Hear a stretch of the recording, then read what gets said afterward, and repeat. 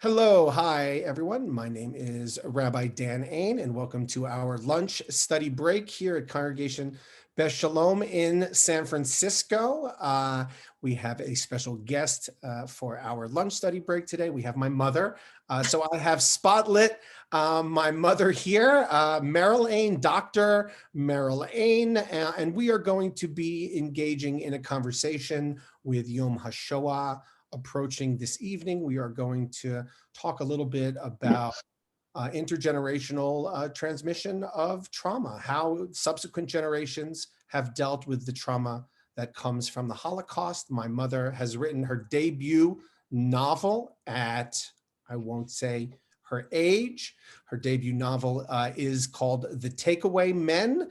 And let me just read to you a little bit about it. By the way, I always think it's wonderful. It's a lesson of Judaism. It's an important, I just want to pause for a second because I can. It's an important lesson in Judaism that you can always reinvent yourself. It was a lesson that my mother taught me very early on in my life, where she found inspiration from a former ex-president who was able to reinvent himself successfully, someone who she felt could not ever possibly do that.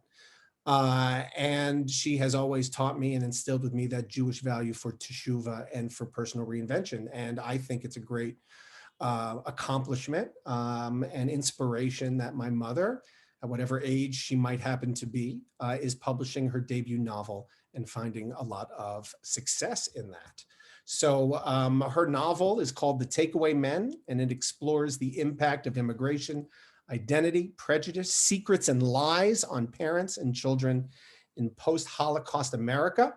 Says author Thane Rosenbaum, at a time when the darkness of the Holocaust is being whitewashed, Meryl Ain's remarkable debut novel illuminates the post-war Jewish American landscape like a truth-seeking torch, an emotionally rich and lovingly told saga of survivors with great sensitivity to what was lost, buried, and resurrected. Dr. Meryl Ain is a writer, she's an author, she's a career educator. Her articles have appeared in the New York Times and the Forward, the Huffington Post. She has a BA from Queens College, an MA from Teachers College at Columbia, an EDD from Hofstra. I think she actually has more degrees than even I do. And her husband, Stuart, is a journalist, and they live on Long Island, and they have 3 sons and 6 grandchildren, and my father is here as well. So Mom, I think where we want to start for people is, so first of all, how did you come up with the idea of, I guess I don't want to spend too much time on this topic, but I think let's just start here. Why the Shoah? Why this time period? Why historical fiction? What sort of motivated you to write a novel about post-Holocaust American life? Thank you, Daniel, and I'm thrilled to be here, and I wish we could be there in person, and I hope that we will be in San Francisco in the near future and see you and your beautiful family, your beautiful wife and children, and all your wonderful congregants. We really miss you. All of them. All of them. As you noted, I've done a bunch of things, and I've always written, even when I was teaching, when I was administrator, I wrote opinion pieces, I wrote essays, I even had a cooking column back in the day for those who go really far back. People loved your appearance on Regis, which I shared. Yes, I think you've shared that with your community, but you know what? I got over it. I finally forgave Regis, but he had to die first, but I did forgive him. So all of my writing has been nonfiction, and of course with Dad and my brother Arthur, we wrote the Living Memories Project. So why the Holocaust and why did I come to fiction? Yeah, did you have family who perished in the Shoah? No, absolutely not. See, that's the amazing thing. I do not know of one known relative. I'm sure we have them because, so both my parents, your grandparents, were born in this country. And in fact, they both served in World War II. My mother joined the WAC right after she graduated from NYU. She enlisted the same week, and my father was in Europe. Two of my grandparents were actually born here, and the other two came here as very small children. So I'm sure that there are cousins who perished, but I have no known connection. Nevertheless, as you know, I have been engrossed in this topic for all of my adult life, but actually it started as a child. I read the Diary of Anne Frank in the 6th grade. I remember the word concentration camp, I think, slipping from my mother's tongue because she always tried to sugarcoat everything and protect us. And I said, what's a concentration camp? And she handed me the Diary of Anne Frank. But that, of course, doesn't tell the story of what a concentration camp is, because it is only covers the time that Anne and her family were in hiding. But nevertheless, I felt a visceral connection to this topic. I studied it. I became a history teacher.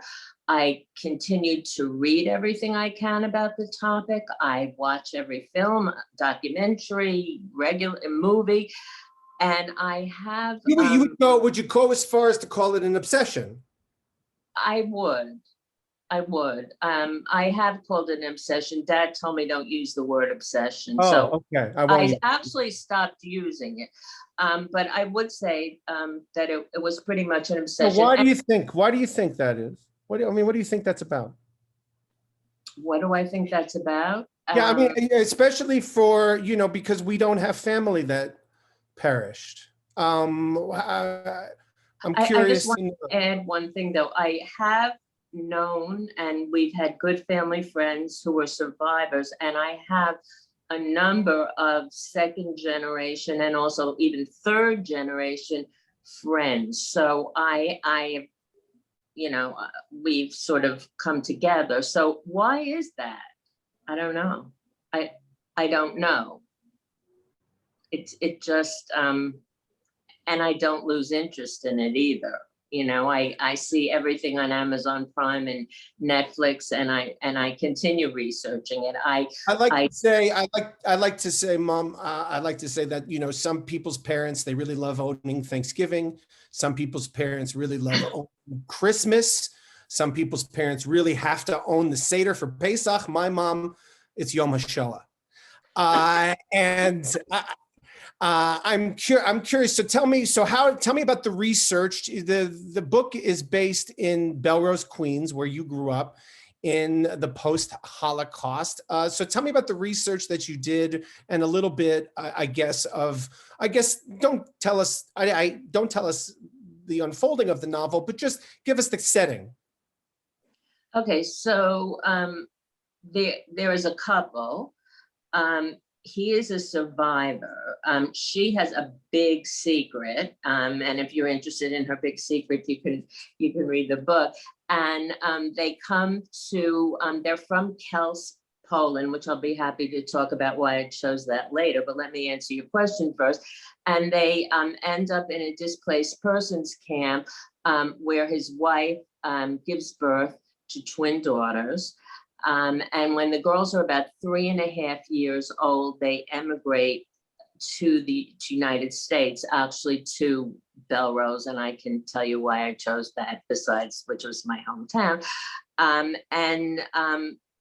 They think that they're coming to, the golden land, that everything's perfect here, but it's actually, they find that it is difficult to acculturate. And the cloud of the Holocaust actually follows not only the parents, but the girls as well. But the father does not want it ever spoken about. So the girls, as the story unfolds, try to delve into the secret. Was your growing up and your childhood in Belrose, was it also one in which you were very sheltered? I guess both of your parents had returned from war. Did you find it was one that there were secrets in, I guess? Well, it was sheltered. I mean, certainly my parents tried their best not to talk about stuff, but we lived in a very small house and I had very big ears.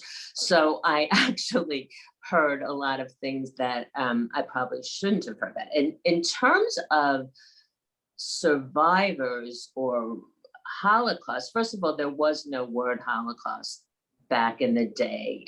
They call it the final solution or the Shoah. There was no word survivor. They called these people refugees or greeners. It was, and this is important to understand, that it was not spoken of in the culture, nor was it spoken of in the Jewish community. I mean, some people have posited that maybe some Jews were embarrassed.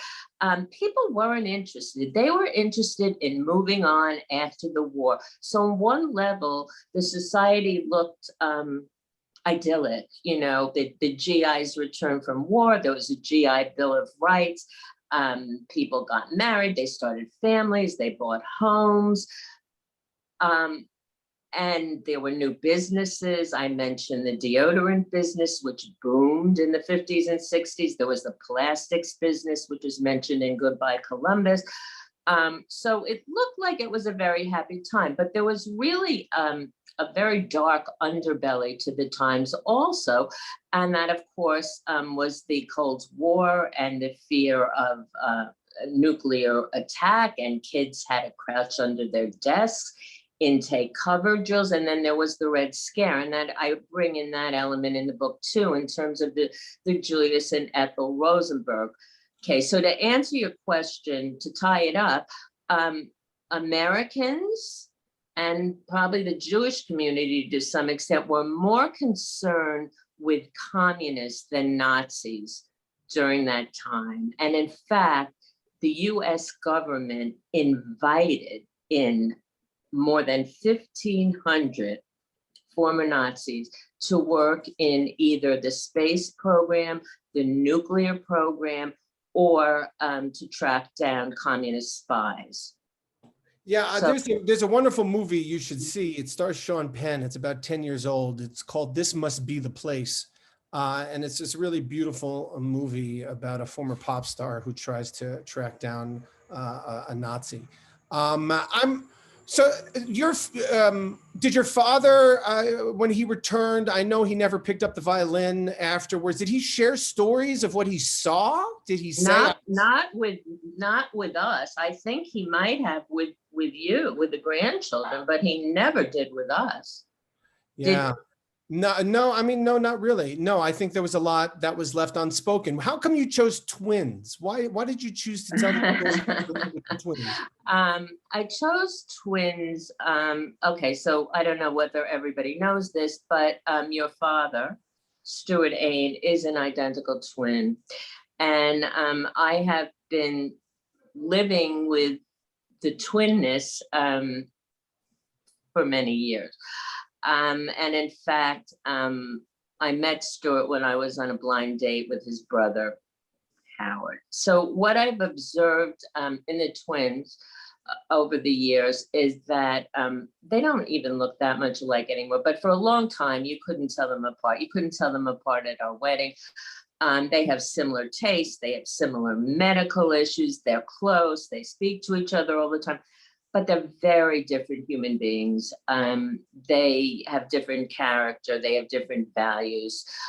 So I could see that even though you're in the same womb and you have the same environment and the same parents and the same experiences, you can be very different. And so the reason I chose twins was really because of my research and the education I got from my friends who are children and grandchildren of Holocaust survivors.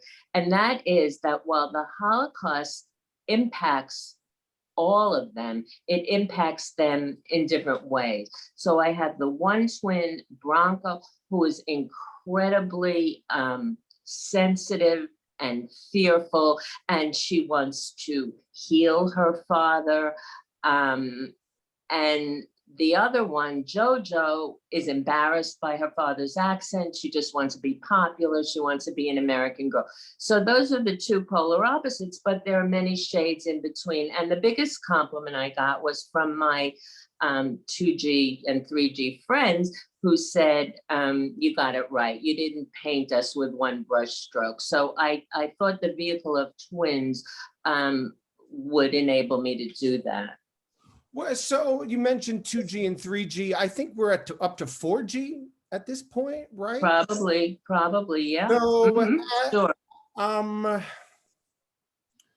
My community knows I like to quote this famous Saudi Arabian expression, which says, my grandfather rode a camel, my father rode a Mercedes, I ride a jet, and my son will ride a camel, which sort of talks about the cycle of human life, that these generations, to everything there is a season, and 4 generations is usually 80, 90 years is the lifespan of a human being, and that we tend to lose the information by the time that the lifespan of the human being is, and we often find ourselves in similar predicaments that we found ourselves 90 years ago. So with there being very few survivors around, everybody we grew up with on Long Island, we knew survivors. We were close with survivors. We were taught by survivors.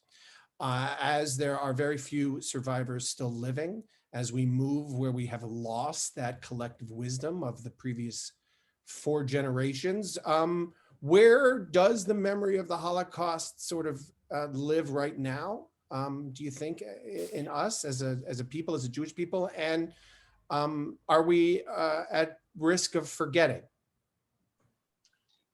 I don't think we're at all at this point at risk of forgetting. There's a big effort. In fact, I'm meeting with a group next week of 2Gs and 3Gs who are writing their parents and their grandparents' stories. And there's a big push for that. I'm also honored. I think I mentioned to you to be a part of the advisory board. There's going to be a new, because we need another holiday, but we really do need this one. It's going to be called International Holocaust Survivors Day, and it's going to be observed for the first time this year on June 26th. Just a few years ago, people were saying that the president's activities reminded them of fascism and of Nazi Germany. And I know, some people currently feel like actions involving science and medicine feel fascist. I mean, this is always coming up. You're familiar with that reductio ad Hitlerium. Like we have gotten so far removed from, or at least maybe we've used too many Holocaust analogies that we've. Well, I agree that I think it's a mistake to compare anything to the Holocaust. I don't think, Shoah, I believe, means burnt offering. I don't think that anything compares to it in its evil, in its scope, although there are right now the Uyghurs, there's there are concentration camps in China, and there's always evil. So when I look at the Holocaust, I think it's unique, but I think it needs to be a cautionary tale. And that's, you asked me, why did I write fiction? I don't think I ever answered that. So the reason I wrote fiction, I wanted to fictionalize this rather than just writing yet another opinion piece or a nonfiction book about it, was because I wanted, when I write nonfiction, I give my own opinion. And what I wanted to do in the novel was to raise issues. So I think there are questions that are particular to the Holocaust, but I also think that they are timeless and they are timely. So for instance, how do we treat people who are different than we are? What is our responsibility towards them? What do we do when we see evil? Do we just stand and watch? Do we look the other way? Do we walk away? Do we take action? Do we speak out? So I think, if you look at the Holocaust, it started by people not taking Hitler seriously enough and letting him take over the country and ultimately most of Europe. So I think the Holocaust is an excellent, I think it's unique, but it's a cautionary tale. And what the trend has been with many Holocaust museums and centers in the last few years is that they're also focusing on other types of discrimination and prejudice and hatred. So I think the Holocaust offers much to learn, but I think we cheapen it by constantly comparing other situations to it. Let me ask you maybe a difficult question. So I guess whose story is the Holocaust to tell? I guess is it an American Jewish story to tell? Is it only through survivors or through 2Gs or 3Gs? I'm curious to know your feelings on that. Well, I liken the Holocaust to the holiday that we just finished celebrating, Passover. And in the Haggadah, it says that it is incumbent upon each of us to tell the story as if we were redeemed from Egypt. So I think it is incumbent on all Jews and all human beings to tell it, but with one caveat. Now, everybody's going to come from a different perspective. I actually, believe it or not, participated in my first conversation on Clubhouse this week, and that was the subject. And you had a German on the panel whose parents were Nazis. You had somebody who converted to Judaism. You had a lawyer whose brother is imprisoned in China. You had a African-American filmmaker, and everybody kind of contended that they have the right to tell the story. And I do think that everybody has the right to tell the story, but I think it needs to be meticulously researched. I think you must have your facts straight.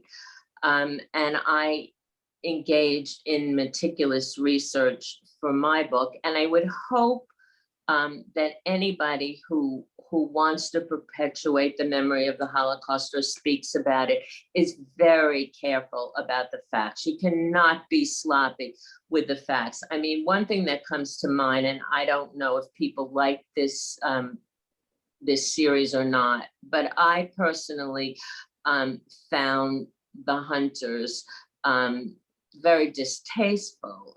And the reason was because they made up stuff. I mean, that chessboard where they had, Nazis shooting people who were human chess pieces, that never happened. And there's enough stuff that happened that you can write what really happened.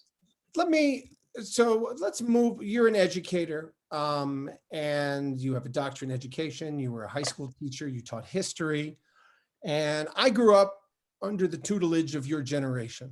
And yeah, exactly. And one of the things that you really wanted, the Jewish community was very insistent upon by the time I was born in the late 70s, was on never forgetting and on Holocaust education. And really, and I sort of was struck, I've never heard you frame it this way, but it's quite staggering, actually, when I think about it. You said, of course, on Pesach, we're required ki'ilu, to feel as if we were there at the splitting of the sea and at Mount Sinai. you almost made a religious argument there that said each of us should feel ki'ilu, as if we were there at Auschwitz.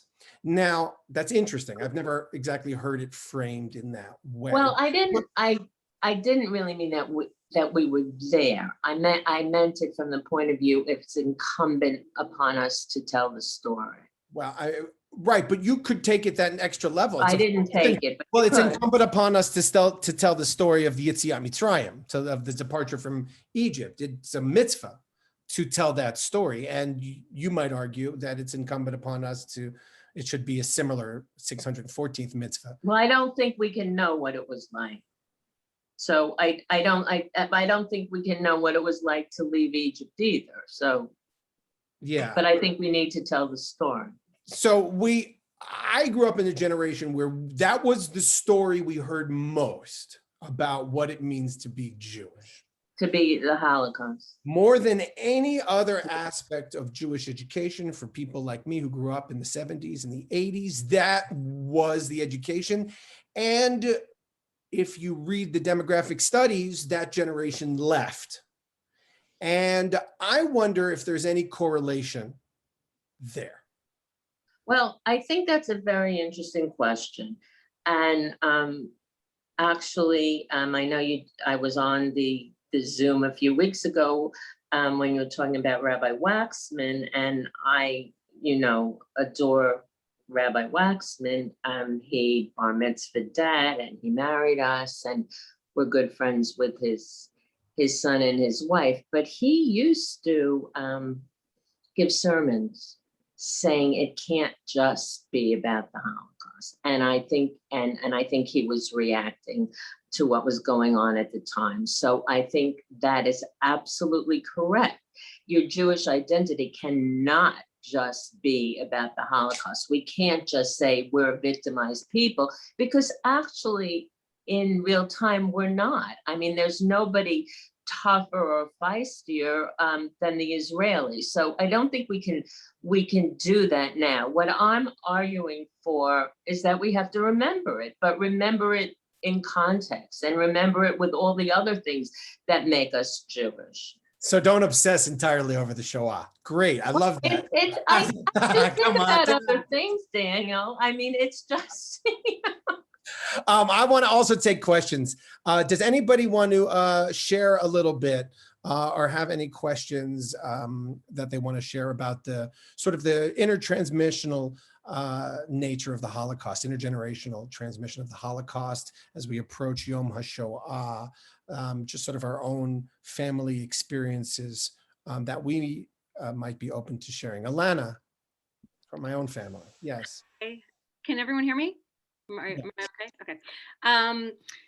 First of all, thank you for being here, Meryl. And Thank you. I highly recommend the book, The Takeaway Men, to everyone here. It's really a remarkable accomplishment. And thank you. Yeah, I mean, I think similar to you, we also, my brother's here too, Evan, we used to hide when the Hebrew school carpool came to get us. We literally hid, we did not want to go there. And this is, the Holocaust was, primarily that was the gist of what we were learning there.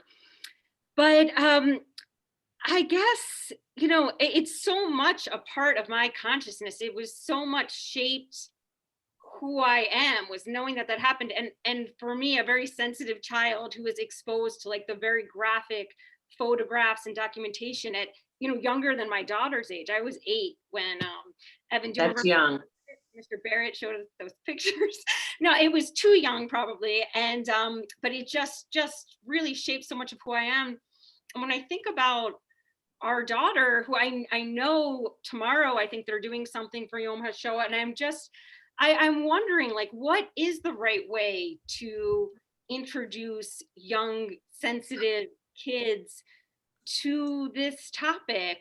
I don't know if you can answer that, but I mean, that's for Autumn, for your granddaughter, what? No, it's her daughter. To her, because I think that I've gone to the extreme, because it was so it was just imprinted so much on my consciousness at maybe an age that was traumatic. Well, But how do we, so that she's like so sheltered. I mean, I'm afraid she's going to come home from school tomorrow, Dan, and have a lot of questions for us. She knows in the most broad strokes possible what this is. well, I think you're making an excellent point. It's interesting because your education and your experience was a reaction to mine growing up, because it was not mentioned. It was not mentioned. I think a broad understanding. I do not think that, children 9 years old need to have gory statistics. I think that that's too young. And as I said, I read The Diary of Anne Frank in the 6th grade, so I must have been about 11 or 12. And I do think middle school age is a more appropriate time to start. It's just my own opinion. But it's when kids go to a Jewish school, that's one thing. I should tell you that you probably know that last May in 2020, the Never Again Education Act was passed. And it I don't know that it mandated it. It encouraged teaching of the Holocaust. But do you know that there are really only for the people who don't go to Jewish schools, there are only 17 states out of 50 in this country that mandate Holocaust education. So when I was in high school, they had, you'd have your history book and everything, and then you'd have post-war, and there was nothing.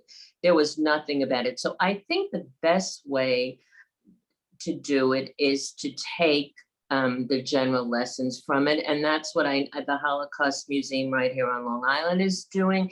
And they bring in groups of students and they talk about prejudice and bullying and hate. And, the Holocaust is the ultimate example of what can happen when that runs amok. But I think we need to teach the kids very gingerly. I don't think we want to traumatize them or scare them. And I would really hope that no school or no teacher would do that. Yeah, me too. Thank you, Mom. Gary. I want to respond to two different things. It's interesting, Dan, for you, it's so much where everything it was about the Holocaust, the Shoah. And as your mom said, for my generation, it wasn't talked about in the extreme. And the two examples I think of that is I have a very good friend who's, he's probably 10 years younger than me, but his father was actually very early, he was Austrian and was in a camp. And it was at a time when you could ransom people out. His grandmother paid the ransom, got him out of the camp. They came to America. He was raised as an Episcopalian, never knew anything about this. And all his father talked about was whether his friends were Jewish. He wanted to know about Jewish kids in school. And he didn't know why his father was so fixated on this. And he was probably 40 years old before he found out anything about the history of the family. It was the kind of thing parents tried to protect you from that any way they could. And it just wasn't mentioned. So it's interesting. Your perspective is so much, it was beaten over the head with it. For my generation, it just wasn't mentioned. And then another point I wanted to make, interestingly, about the Kahiluk part you mentioned is for us to try, as informed as we may be and think we understand what people went through, it was really driven home to me so much how we don't. Is a very good friend mother was a survivor of Auschwitz. She thought she lost her whole family there, but it turned out her brother appeared in Russia in the late 60s. And I don't know anyone who flew to Russia in the 60s, but she flew to Russia in the late 60s and brought her brother out and brought him back to LA. And they spent the last, 30 years of their lives together. And I will never forget, and it still breaks me up, at the funeral, her brother got up and spoke, and he goes, for all of you, this is a sad time. For me, this is happy. This is the first time in my life I've ever gotten to bury a member of my family. And it was just so powerful. I mean, we just can't imagine that. And it stuck with me. That was probably 15 years ago. And I'd never forget that moment when he said that. Thank you, Gary. And I totally agree with that, Gary. And we can't imagine it. But you know, soon there will not be any survivors left. So I think we have to do our best to tell the story. But you're absolutely right. You know, Stuart and I were interviewing two women who were child survivors. One was at Theresienstadt, the other one escaped with her family to Argentina. And I asked them a question about resilience. You know, I said, oh my God, you're so resilient. I mean, one of them's written 6 books, and the other one became a registered nurse and an acupuncturist, and then she wrote 2 books. And you know, and I think they took my question the wrong way, because they said, what are you talking about resilience? You think this pandemic is bad? And I didn't say that, but they interpreted that. This is nothing compared to what we went through. This is absolutely nothing. And nobody really does have any idea, but we need to tell the story. Thank you. Yeah, one of the, anybody else, just feel free to raise your hand if you have any questions. One of the things that we like to do on our lunch study break is we like to go a little bit deeper, you know, and I'd like to take this conversation maybe a little bit deeper too, towards the theological realm here, which is perhaps the most challenging, which is, it's interesting when you talk about your twins. It seems to me that that's what sits at the heart of that is a certain one, either a randomness that exists. One, you could have ended up in one pile or you could have ended up in another pile. That also comes up, and also the nature of fate definitely comes up when I think about the use of twins. That's the first thing. And then the second thing that comes up for me is connected to Gary's point and to your previous point about Pesach, which is we're supposed to feel ke'ilu, that we were there. We were enslaved. Now, as both of you rightly point out, that doesn't work in the narrative of the Shoah, because there is no crossing the sea. Okay, there is no other side in the story of Auschwitz, and that doesn't work. And it seems to me that because that doesn't work, it's a shattering of theology. There is no crossing the sea. There is no other side. And it seems to me that at the heart of a lot of your work and your study is sort of this theological existentialist question with regard to where is God in all of this? And is it all just random, or is there meaning to be found in the midst of all of this? Now, we know nobody is permitted to cast aspersions or to blame. You know, we like to blame people for the destruction of the first and second temple. We say, well, they did this and the temple was destroyed, and they didn't invite this person to a dinner party and this temple was destroyed.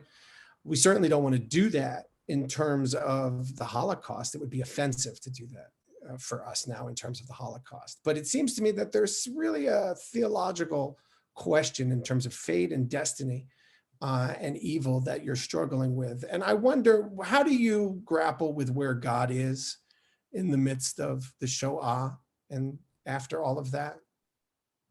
Well, let me just say first that you know,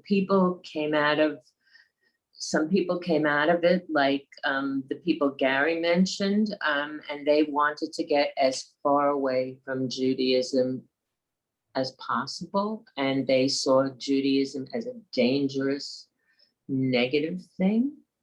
And yet there were people like my character, Aaron. He makes his own rules, that's for sure, but he's a deeply pious person.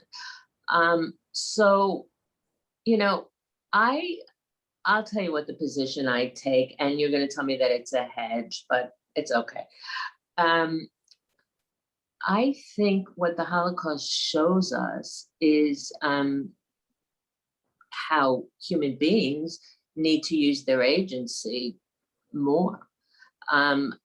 So there were people, and I write about these people. There were people who rescued Jews. There were people who risked their own lives.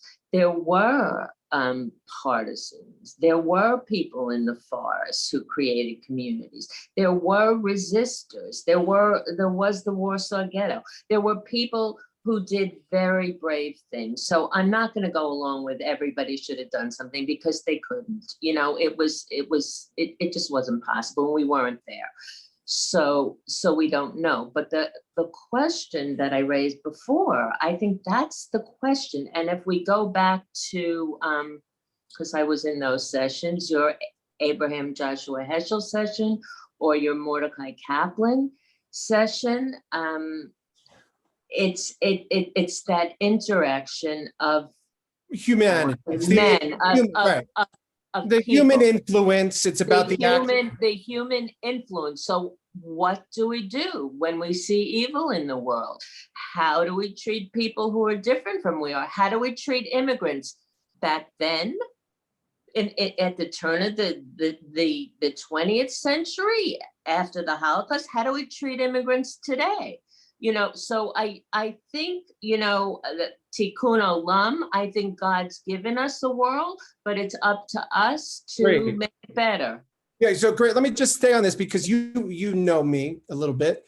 And you've heard me tell the story that when I started at rabbinical school after 9/11, I bumped into Rabbi Morris Shapiro of blessed memory, a Shoah survivor, a rabbi for 55 years. And I asked him, why'd you do it? Why'd you live as a rabbi 55 years after surviving the Shoah?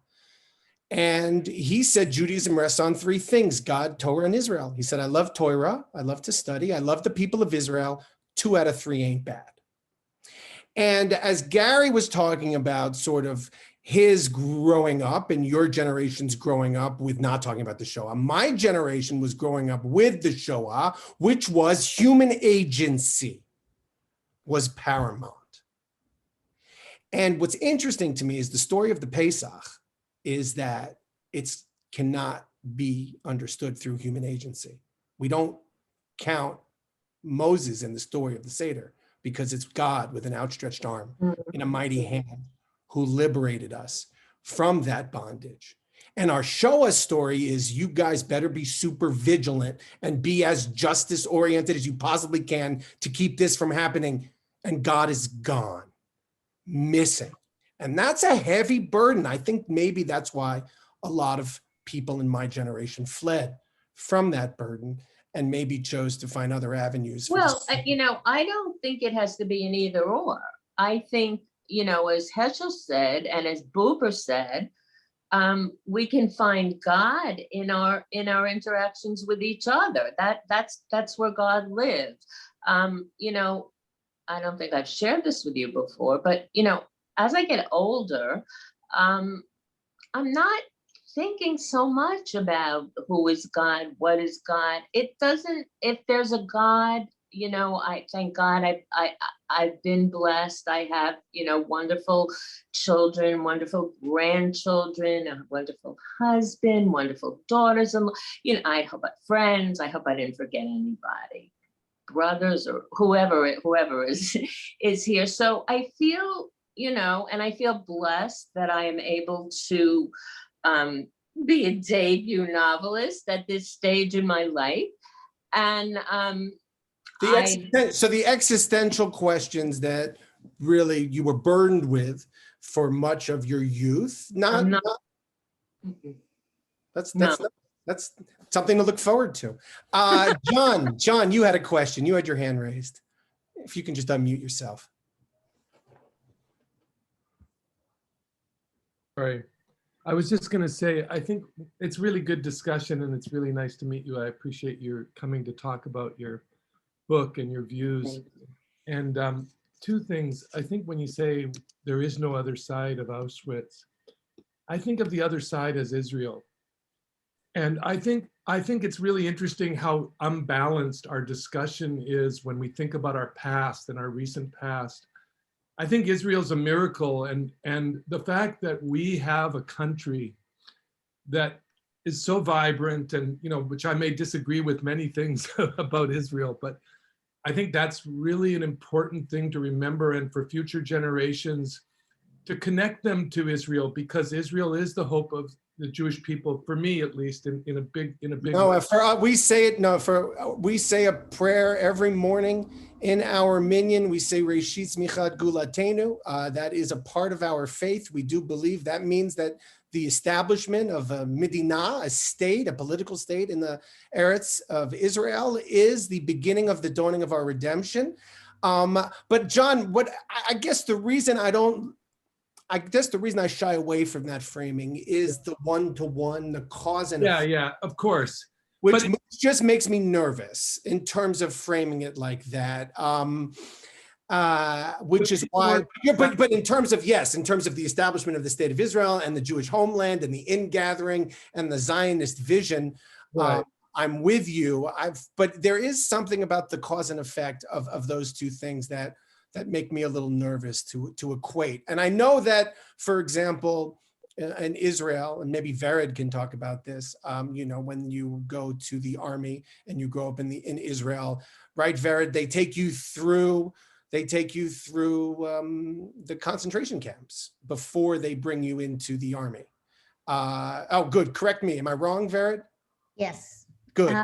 You are wrong, but they do have a program before you go to the army, they select a certain amount of kids from each school as representative to walk through the camps. So but there is, I guess, there is what John is saying in terms of the kesher, the connection between the Shoah and the establishment of the state of Israel. I don't think the Israelis are as reticent to make that connection as I am.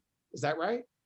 Well, I have a very, I'll share a moment that happened this morning, right? I was in a Zoom meeting, and during the Zoom meeting, Richmond has every day at 11 o'clock a siren. Once a month on Wednesday, they have at 11 o'clock a siren to check for emergencies. During the meeting, the siren goes off and my heart drops because today is Yom HaShoah. And when I hear a siren on Yom HaShoah, we stand up in Israel and remember. So that kind of also answers Alana's question of how do you talk to kids about it? You talk to kids about it. And they, I don't have any scars of, being completely paralyzed by fear from it or anything like that. It was something that it was very important to remember, just to. Do you think that the scar, maybe the reason that I might have some scars or my wife might have some scars, but you don't have scars, is because of the Zionist sort of endeavor that you guys were tangibly sort of participating in the rebuilding. And so that might help a healing process as opposed to us sort of guilty Americans, maybe? I'm not sure, maybe that there was a feeling that there is a home, and even those American Jews, if anything happens to them, there is a place. If anything like this happens again, we're all going to gather here, in Israel, and we'll be, safe. So that was kind of like the feeling. So there is kind of a connection between what has happened and where we are today. And that's kind of, I think, why maybe the kids are absorbing the information without having anxiety around it, right? Right. No, I mean, I think you're describing the pandemic. We're absorbing a lot of information and we're stuck at home and we can't do anything about it. And I think that just increases the anxieties, not having the practical tikkun.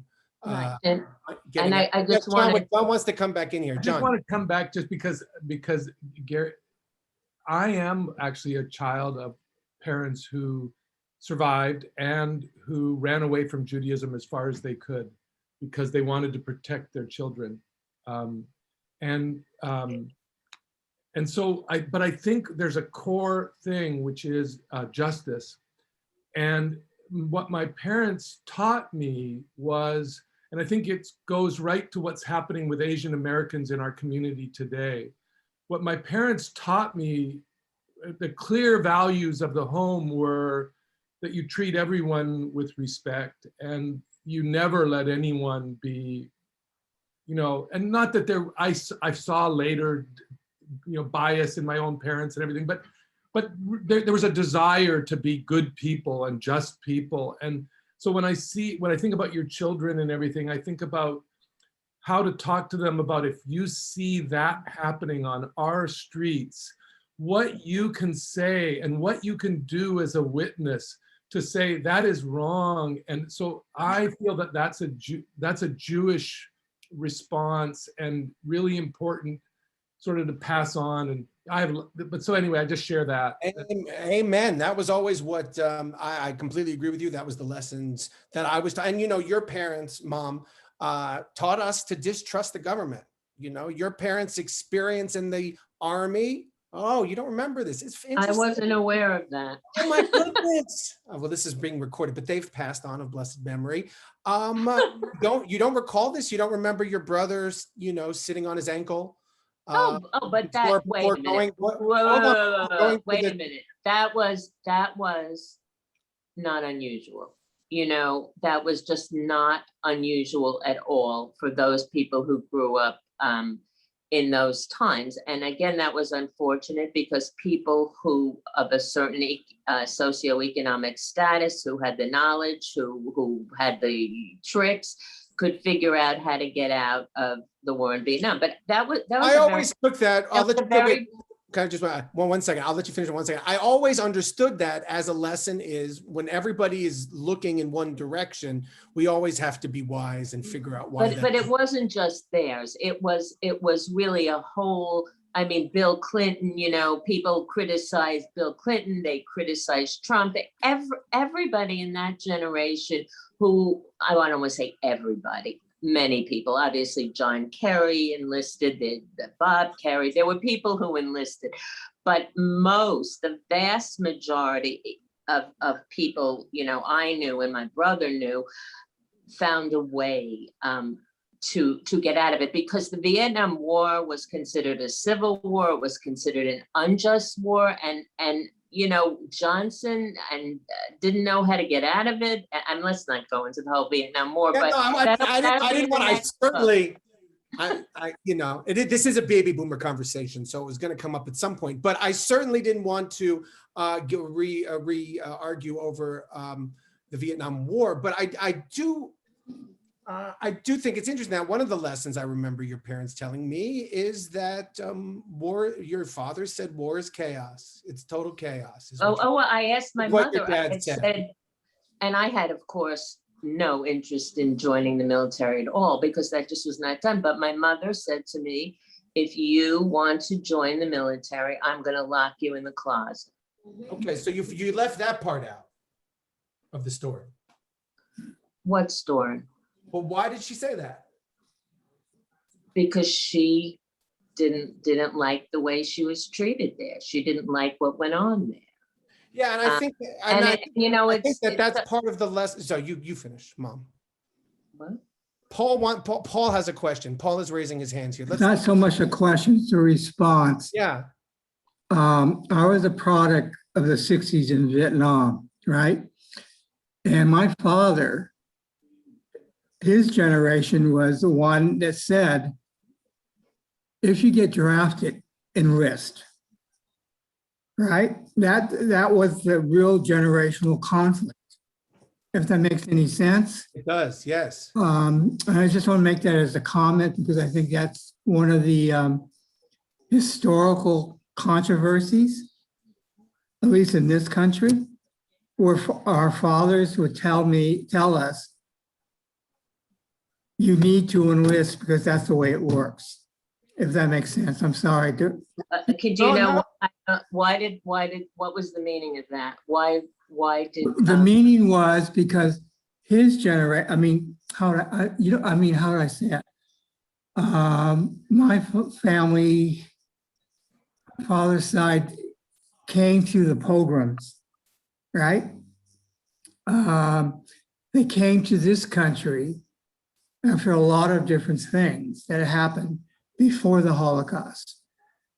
They came here and they became loyal to, quote unquote, the United States or America for whatever reason. So when it came to us, like myself, now I'm 75 now, but the expectation is you follow the American government, whatever's. That's what it means for me. Yeah, Well, thank you, Paul. Can I just say, I just want to say one thing that I think, and my parents are not here to speak for themselves, but one of the things they did not like about Army life was there was a lot of anti-Semitism. Oh yeah, oh yeah. I don't disagree. Totally. And we always think of World War. This is the last thing I'm going to say about Vietnam. World War II was a just war. Oh, is that my brother? Yeah, did you hear they were talking about you? We'll get to him. World War II was a just war. I mean, of course, we wanted to fight World War II. Vietnam was considered, at least by intellectuals and young people, and was a civil war, and it was an unjust war. So I think what Paul brings up is this clash of generations, which we see played out in our world, which is Nazi Germany is evil. Right. Absolutely. Hold on. Nazi Germany is evil personified, and America, we have to support America, and we're good Americans and good patriots. I mean, your mother used to bake apple pies and bring them over. Right. And so, but then with at the same point, having a certain amount of concern with nationalism, just in general, a healthy sort of concern. And that mixture is sort of what I was born into, because I'm a bicentennial baby. I was born in 1976. And this combination of distrust of nationalism with love of country, I hold both together in my heart. And I think a lot of that is our conflict. I want to go to your brother. Thank you, Paul. I want to go to Arthur. Thank you. Arthur, yeah, if you can unmute yourself. I did. Yes, thank you. My ears were burning. I just wanted to point out, I think what Paul said, I think there's no uniformity in how people of that generation responded. I know certainly many people took the view that, this is what you do for your country. My parents, and I know my father was, I think, and well, the point Meryl made about anti-Semitism in the military, she may not know this, but when I got out of law school, I went down to the Philadelphia Naval Base and talked about enlisting because in Judge Advocate General, because I thought I would get good experience. It turned out they weren't offering that kind of the experience I wanted, so I never did. But when I mentioned this to our father, he did everything possible to talk me out of it, and most of it came down to there's really no place for Jews in the Marines. So I think that's, I think it depends on your individual family. It depends on. When he spoke to me about that experience, he said that he was a little bit older than the other GIs that he was with, and he was just him, and there's only one other friend that he had, and the two of them had no other friends. It was him and the guy with one eye, who was a gay person. It was your dad and his gay friend with the one eye patch. We used to go out. Oh, no. We used to go out We never together. heard that. Nobody else would be friends with them, and they were the two closest of friends. So that was the story that he told me. So I want to thank my mother, my uncle, my father. I want to thank all of you for participating in this conversation. I want to let you know that the book that she's written, The Takeaway Men, is inspired by these conversations. The conversations that I grew up with around my household, the conversations that I had in shul, that I had at the Passover Seder. Sometimes they were even done in a polite tone of voice, maybe even once or twice.